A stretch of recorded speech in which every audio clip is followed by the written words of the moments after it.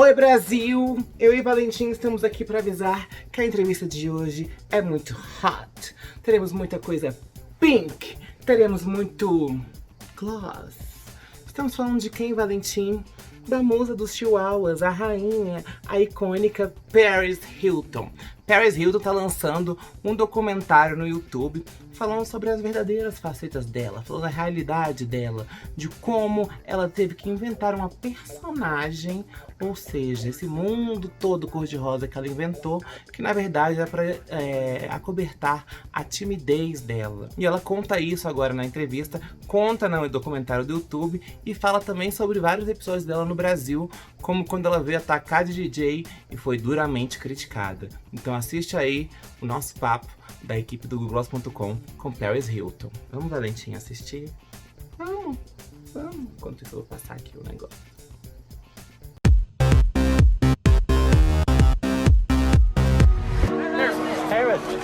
I feel like the whole world thinks they know me. That's hot. That's hot. That's hot. Sorry, I'm so used to like playing a character that it's like hard for me to like be normal. No one really knows who I am. I'm always putting on this facade or just like happy, perfect life. Have fun. And you happy? Sometimes. They say trauma, the mind may forget, but the body never forgets. What's up, Belgium? And it's trapped in you. And it can come out whenever. Stop! I don't even know who I am sometimes. Hi, Paris. How are you? How are you? I'm good. Thank you for taking the time to talk to us. Thank you so much. So right in the beginning of the documentary, you say that you don't recognize anymore the person that you were when you started the film. When the idea for the documentary came up, did you already know that you wanted to talk about the abuse you suffered as a teenager, or was that something that came up during the shootings? The original premise of the film was just supposed to be about my life and the businesswoman I am and the empire I've created and how proud I am of what I've done in life. And then just during shooting, I just was so exhausted and just going through a lot. And I ended up opening up to the director about just certain things that I had went through in my life and traumatic experiences. But I was never planning on telling anyone that. That just all came about naturally during shooting.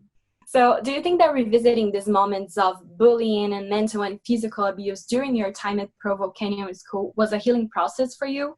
And does this still hurt you, or are you more comfortable talking about it now? When I left there, I made a promise to myself that I was never going to think about it again, to speak about it. I was just going to try to act like it never happened. So just reliving it and talking about it was just a very cathartic and therapeutic experience. Finally, just releasing all these emotions and things that I've went through. So it was very healing and empowering to tell my truth and my story. And now to see just the outpour of people writing me letters and sending me messages and just amazing just videos of thanking me for being so brave, because now they feel like they could tell their story of the abuse that they went through at that school and places like that. And also there's parents that are pulling their children out of these places because of watching my movie trailer.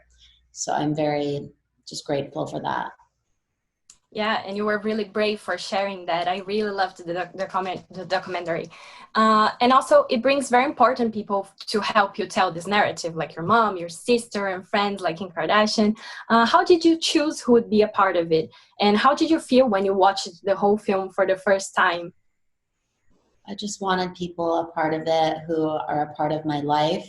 And obviously having my sister and my mom, they're super important because they know me better than anyone and they're my family. So it was important for them to tell their side of the story.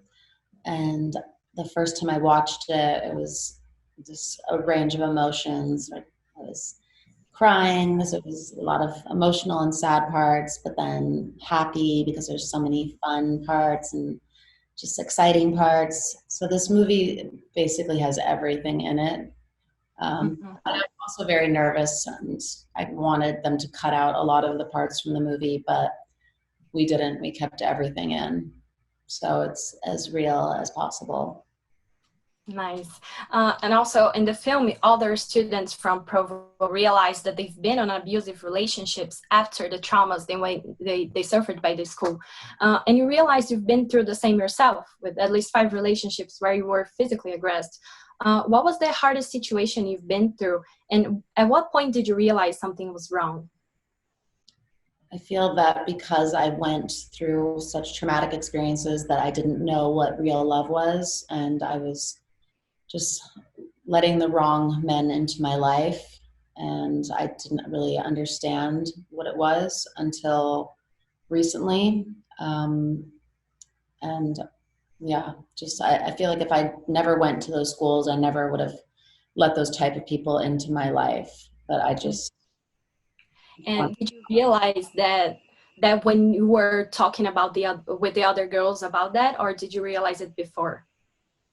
I realized it before, when I was just talking about it out loud with the director. And then when I met up with the girls who I went to school with, and they had all went through the same thing as me, it made me just feel like I wasn't alone anymore. And I completely understood that everything that has happened in my life is all stemmed back to these places and being at these schools, and what they will do to you and your mind and your heart and your soul.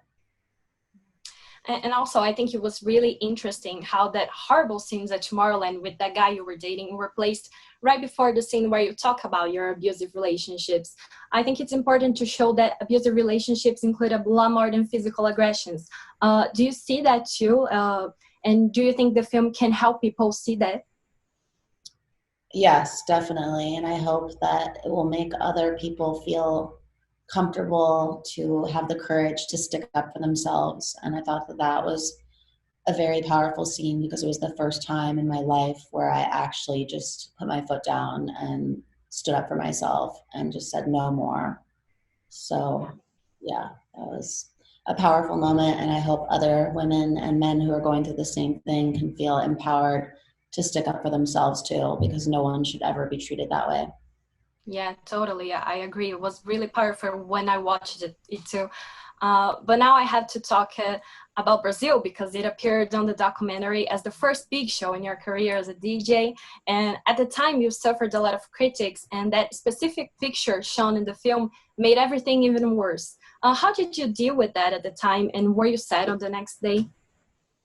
I was just so upset, and it was so unfair, because I had practiced and was so ready. It was my first ever concert, and the guy who was doing the technician didn't have the volume up for the entire, he only had the volume on the booth and not for the entire stadium.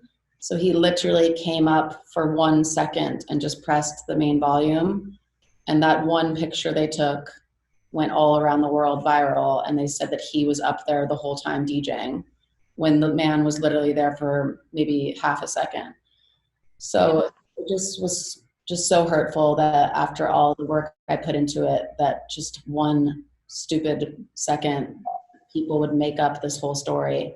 So I've had to really prove myself, and I have, and now I won the Best Female DJ of the Year award. I have had amazing DJ residencies in Ibiza and all around the world, and played Tomorrowland and all these concerts. So I feel like I've really proven myself. You did. And also, I have to ask if you would like to come to our country for a big festival one day to maybe forget about everything that happened before. Definitely. I love so much fun. I can't wait to come back there and perform and play music and just see all the Brazilians. It'll be so much fun. Yeah, I think your fans here would love that. But also, I would like to ask, do you think that people believed so easy that you weren't in charge of your own set just because of one picture, because you're a woman? And do you have other experiences that you felt the weight of being a woman in the entertainment industry? Yeah, definitely. I think just being a woman in either the business world, the DJ world, they don't get the respect that they deserve. And I feel like certain things that are said about a woman are not said about a man. So times are changing, and I'm seeing a lot of differences happening, and just so many powerful women coming and doing their own businesses and just doing so many things. And I feel like we're finally getting the respect that we deserve, but there's still a long way to go. Something happened in my childhood that I've never talked about with anyone. I just heard screaming, bloody murder. But I couldn't tell you guys because every time I tried, I would get punished by them. I still have nightmares about it. Here we are at Paris' school. And the only thing that saved my sanity was thinking about who I wanted to become when I got out of there. You've said that you feel certain responsibility for creating the culture that surrounds social media, where everything has to be posted and everyone seems perfect. This is seen as negative, especially for creating surreal standards for other people. How is your relationship with social media now, and is there a good side of the internet? I think there's the good and the bad that comes with it. I think the good part is that anyone who has a passion or a talent, if they just film the content and put it out, they have the possibility of either making a living or even building a brand or empire out of it.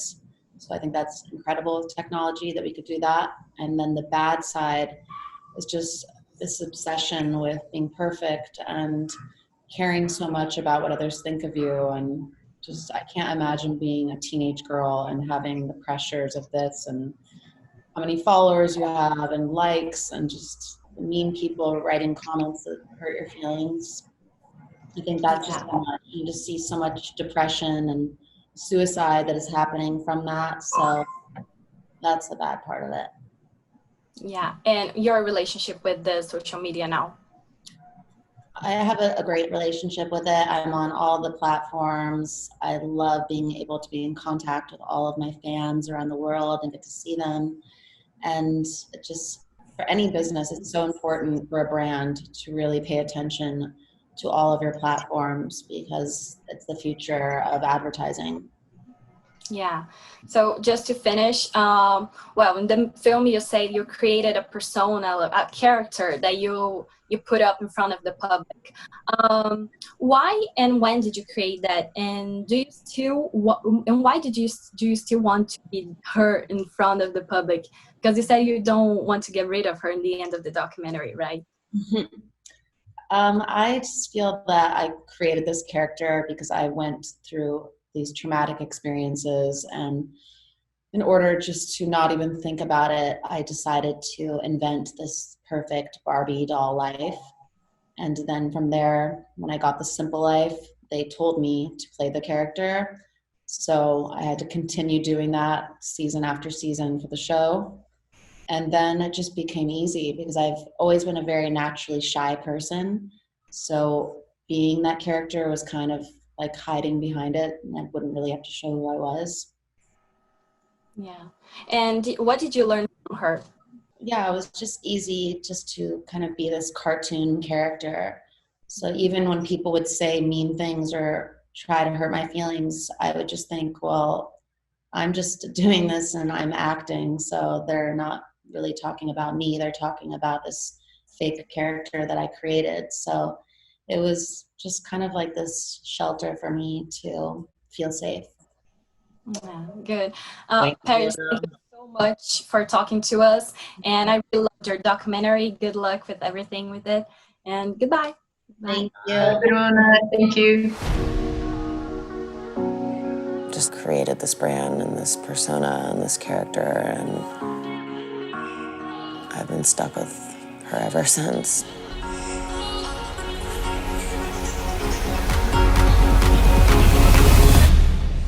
Is that enough? No. E aí, muito fofa a Paris Hilton, né, gente? Quem imaginava que tudo isso era uma grande personagem? Eu não fazia ideia. Se você quiser saber mais e tá curioso para saber a verdade por trás de Paris Hilton, o documentário This is Paris já está disponível no YouTube. Vai lá, assiste e deixe seu comentário. Deixa um comentário aqui também falando o que você achou dessa entrevista. Beijos e até a próxima!